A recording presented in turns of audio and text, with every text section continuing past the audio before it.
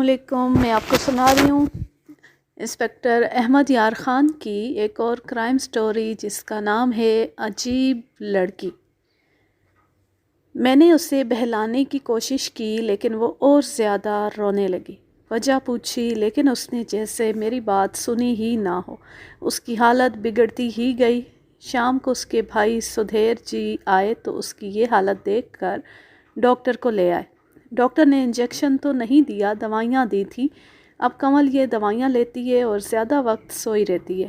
کل بھی ڈاکٹر آیا تھا، کمل کے ساتھ بند کمرے میں بہت دیر بیٹھا رہا تھا۔ اس کے جانے کے بعد میں نے دیکھا کہ کمل کی حالت بہتر ہو گئی تھی۔ رانی نے ہمارا کام کر دیا تھا۔ انسپکٹر ٹنیسن دوسرے کمرے میں بیٹھا تھا۔ میں نے اسے جا کر تفصیل سے بتایا کہ اس نوکرانی نے کیا بیان دیا ہے اور میں نے اس سے اور کیا کچھ اگلوا لیا ہے۔ وہ اتنا زیادہ خوش ہوا کہ اس نے جیب سے 10 روپے نکالے اور کہا کہ اسے دے دو، ہم محکمے سے وصول کر لیں گے۔ میں نے رانی کے پاس آ کر اسے 10 روپے دیے اور اچھی طرح سمجھا دیا کہ وہ کمل اور اس کے بھائی کو نہ بتائے کہ اس نے ہمیں کیا کیا بتایا ہے، بلکہ یہ کہے کہ 2 گھنٹے تو انتظار میں باہر بٹھائے رکھا، پھر اندر بلا کر صرف 10 منٹ گھر کی 2-3 باتیں پوچھیں اور 10 روپے خرچہ دے کر واپس بھیج دیا۔ اس کے جانے کے بعد میں نے ٹنیسن کے ساتھ صلاح مشورہ کیا۔ اب کمل کے پڑوسیوں کی ضرورت نہیں رہی تھی۔ اب اس ڈاکٹر سے ملنا ضروری ہو گیا تھا جو کمل کا علاج کر رہا تھا۔ رانی نے بتایا تھا کہ خاوند کے قتل پر کمل کی ذہنی حالت بہت بری طرح متاثر ہوئی تھی، لیکن پھر وہ سنبھل گئی تھی۔ پھر ظفر کے ساتھ اس کی کوئی گڑبڑ ہوئی تو اس کی ذہنی حالت پھر اتنی بگڑ گئی کہ ڈاکٹر کو بلانا پڑا۔ ہم جب کمل کے گھر گئے تھے تو میں نے اس کے بھائی سے اس ڈاکٹر کا ایڈریس لے لیا تھا۔ میں اور ٹنیسن اسی روز اس کے کلینک کے وقت کلینک میں جا پہنچے اور اپنا تعارف کرایا۔ وہ تقریباً 50 برس عمر کا آدمی تھا، دماغی امراض کا ڈاکٹر تھا، ایک سرکاری اسپتال میں ملازمت بھی کرتا تھا۔ وہ ہندو تھا۔ اس وقت کے ڈاکٹروں کے متعلق کچھ بتانا ضروری سمجھتا ہوں۔ آج کے ڈاکٹر علاج معالجہ نہیں کاروبار کرتے۔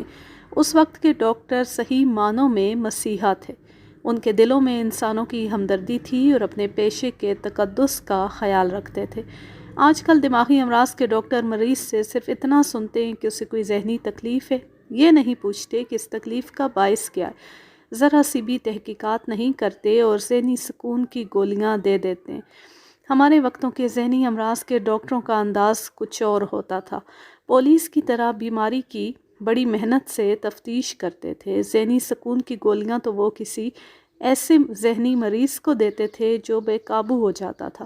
اصل بات یہ ہے کہ اس دور میں ذہنی مریض بہت ہی کم ہوتے تھے۔ ڈپریشن کے نام سے بھی کوئی واقف نہیں تھا۔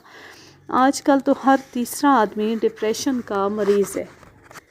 ہم اس ہندو ڈاکٹر کے پاس گئے اور مقتول کی بیوہ کا حوالہ دیا۔ یہ تو اسے معلوم تھا کہ کمل کا خاوند قتل ہو گیا۔ پہلے دن کمل بے ہوش ہوئی تو اسی ڈاکٹر نے وہاں جا کر اسے انجیکشن دیا تھا۔ اس نے ہمیں بتایا کہ کمل پر صدمے کا اثر ہے۔ اتنا تو ہم بھی سمجھتے ہیں کہ یہ صدمے کا اثر ہے۔ ہم قاتل کی تلاش میں ہیں۔ ہمیں شک ہے کہ آپ کی مریضہ کو معلوم ہے کہ قاتل کون ہے۔ ہم نے دیکھا کہ ڈاکٹر کے ہونٹوں پر تبسم آیا اور وہ سوچ میں پڑ گیا۔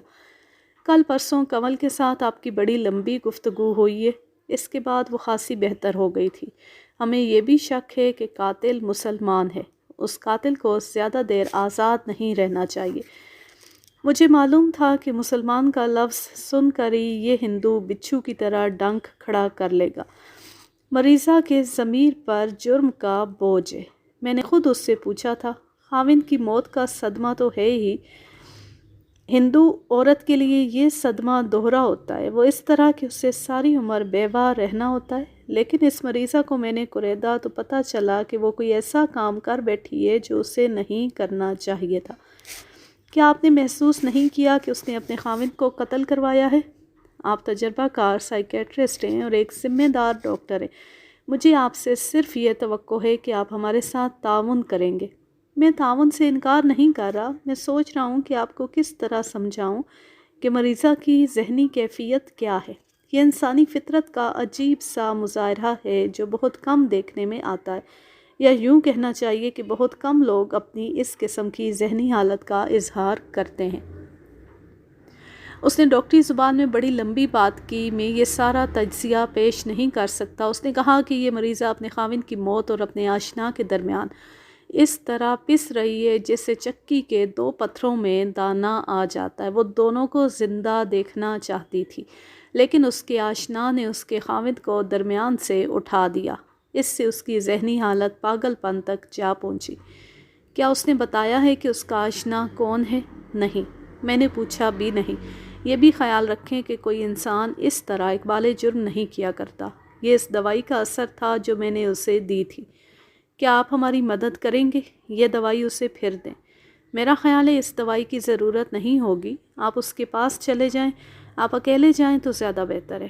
برٹش آفیسر کے ساتھ شاید وہ بے تکلف نہ ہو۔ اگر آپ کے ساتھ بات نہ کرے تو میں آپ کی مشکل آسان کر دوں گا۔ ڈاکٹر کے ساتھ بڑی لمبی گفتگو ہوئی تھی جس سے رانی کے بیان کی تصدیق ہو گئی۔ میرے لیے یہ بڑا عجیب کیس تھا۔ میں اگلے روز صبح 10 بجے کے قریب کنول کے گھر چلا گیا۔ اس کا بھائی گھر نہیں تھا۔ رانی مجھے اندر لے گئی اور ڈرائنگ روم میں بٹھایا۔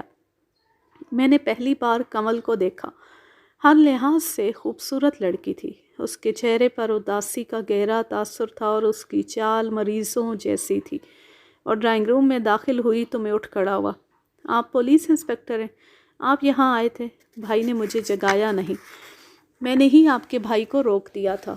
ایک تو آپ اتنے بڑے صدمے میں ہیں، دوسرے میں آپ کو پریشان کرنا شروع کر دوں۔ یہ تو رسمی باتیں تھیں۔ میں آہستہ آہستہ اپنے کام کی باتوں کی طرف آنے لگا۔ میں نے اسے بتایا کہ میں اس کے ڈاکٹر سے مل کر آیا ہوں اور ڈاکٹر نے خاص طور پر مجھے اس کے پاس بھیجا ہے۔ وہ خاموشی سے سنتی رہی۔ میں نے پولیس سروس میں بعض ایسے پیشہ ور مجرموں سے اقبالی بیان صرف زبان کا جادو چلا کر لے لیے تھے، جن کے متعلق مشہور تھا کہ ان کی ہڈیاں توڑ دو تو بھی نہیں بولتے۔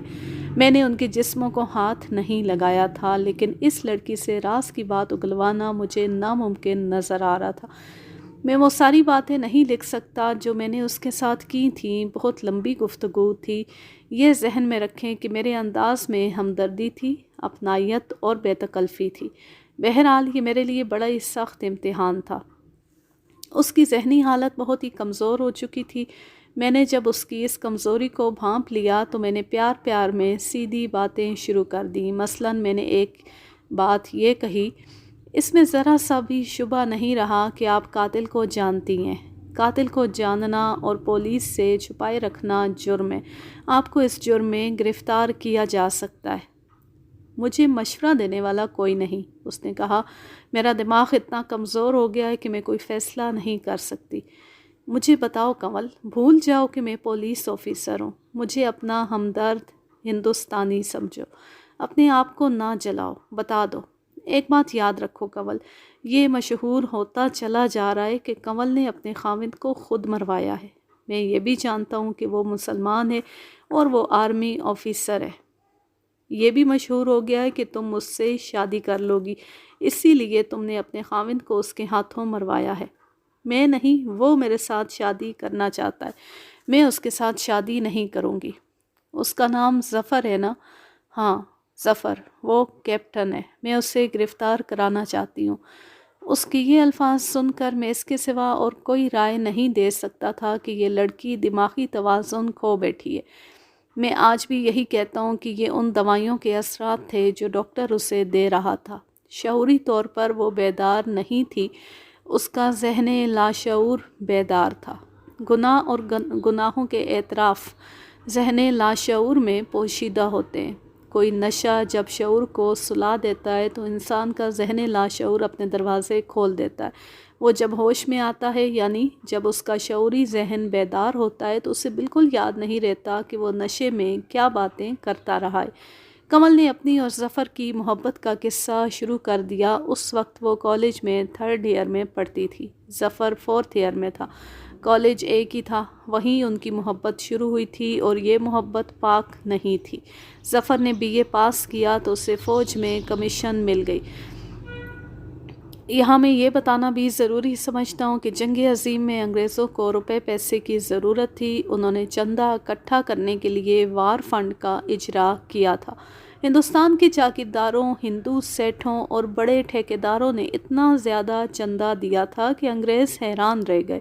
پھر یوں ہونے لگا کہ کسی سیٹ وغیرہ نے اس درخواست کے ساتھ 30-40 ہزار روپیہ چندہ دیا کہ اس کے بیٹے کو فوج میں کمیشن دیا جائے۔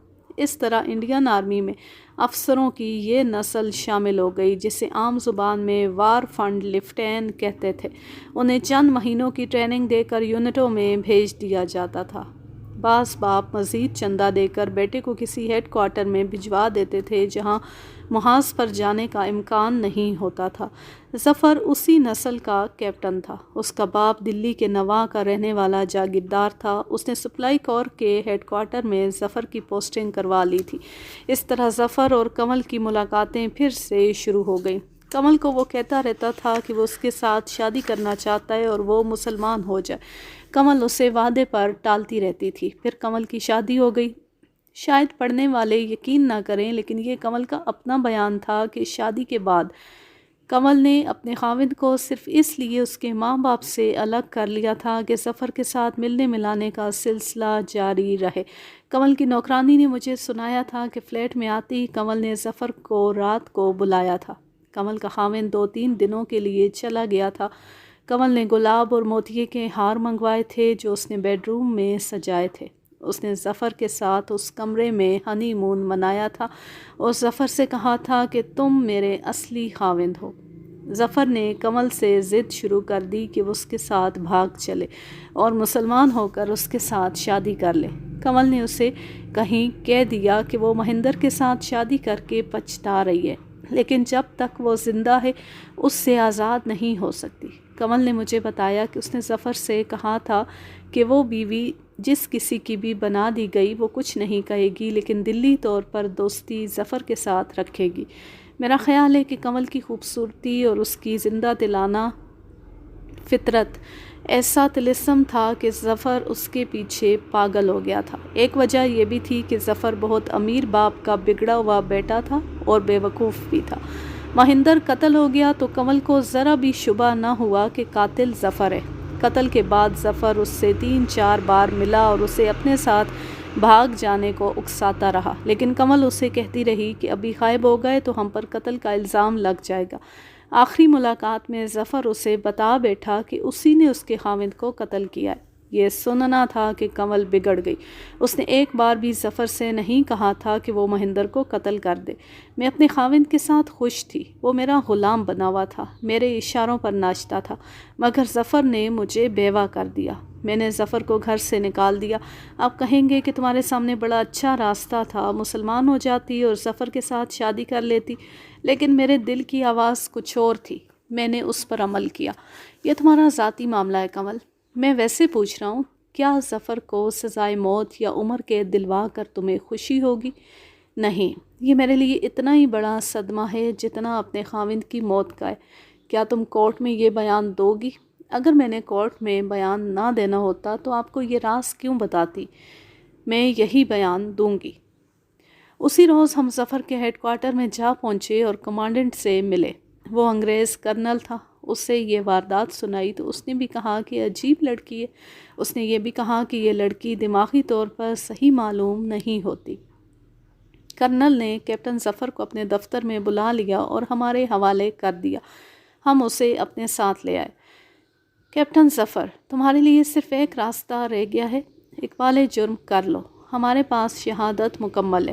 پہلے تو اس نے پس و پیش کی، پھر جب ہم نے اس کے آگے شہادت رکھ دی اور یہ بھی بتایا کہ ایک ٹیکسی ڈرائیور نے اسے دیکھا تھا اور یہ سکھ اسے پہچانتا ہے تو وہ کچھ ڈھیلا پڑ گیا۔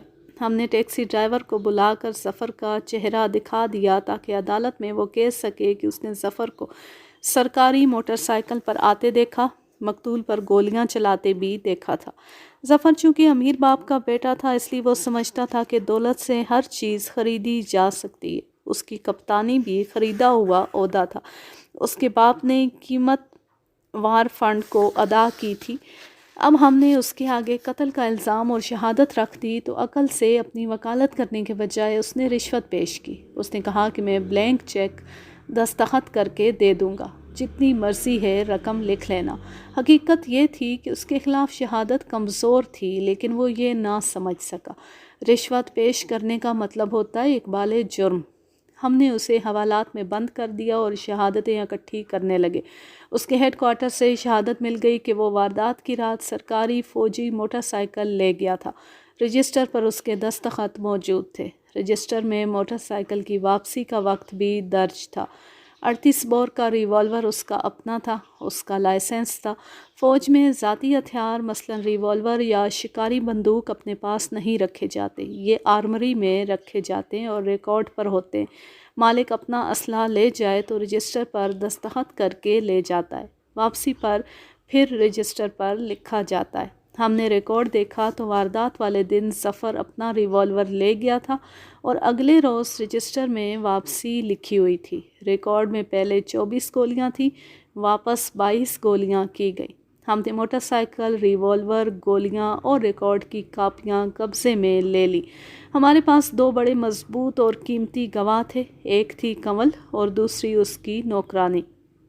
گواہوں کا ہمیں کوئی غم نہیں تھا، اس کا انتظام ہم کر سکتے تھے۔ میں اور انسپکٹر ٹینیسن نے ان دونوں عورتوں کو گواہی کے لیے تیار کر لیا اور ہم مقدمہ تیار کرنے میں مصروف ہو گئے۔ کیپٹن ظفر ایک عام ملزم کی حیثیت سے ہمارے حوالات میں بند تھا۔ اس کے باپ نے اوپر تک رسائی حاصل کر لی تھی، ہم تک بھی پہنچا۔ اس کے پاس دولت تھی جو وہ ہر کسی کو پیش کرتا پھرتا تھا، لیکن سوائے دھتکار کے اسے کچھ بھی حاصل نہیں ہو رہا تھا۔ تقریباً 1 مہینے بعد مقدمہ عدالت میں گیا۔ علاقہ تھانہ دار سب انسپکٹر رتن کمار کی گواہی ہوئی، پھر میری اور انسپکٹر ٹینیسن کی گواہی ہوئی۔ اس کے بعد اس کیس کی سب سے زیادہ اہم گواہ کنول گواہی دینے کے لیے عدالت میں آئی۔ یہ ذہن میں رکھیں کہ اب کیس مجسٹریٹ کی کورٹ سے سیشن کورٹ میں آ گیا تھا، جہاں اس کا فیصلہ ہونا تھا۔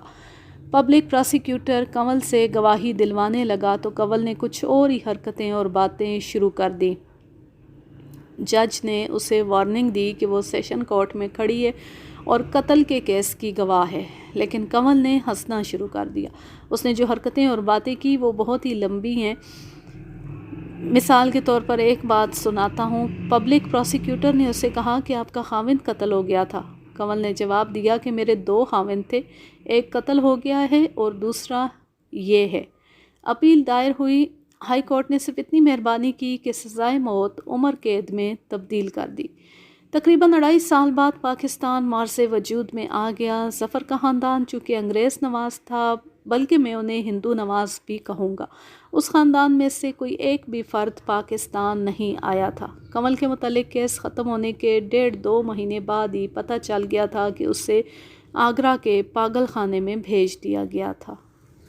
یوں یہ کہانی اپنے اختتام کو پہنچی۔ اب میں لیتی ہوں آپ سے اجازت۔ جا رہیں، خوش رہیں، شاد و آباد رہیں، ہنستے مسکراتے رہیں۔ اللہ حافظ، اللہ نگہبان۔